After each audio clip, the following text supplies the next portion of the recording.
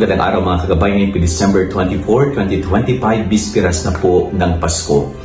Napakaganda po ng ipinapaalala sa atin ng celebration na ito na ang ating Panginoong Hesus ay dumating sa ating kasaysayan upang siya ay magbigay ng liwanag at kapayapaang dulot.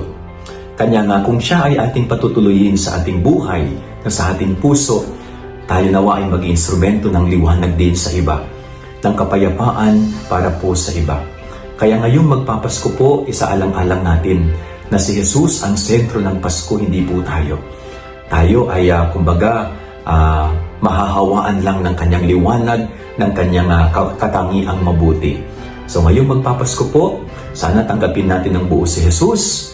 Ang kanyang liwanag ay ikalat natin sa ibang kapwa, at syempre kapayapaan niya ay ating sa buhay.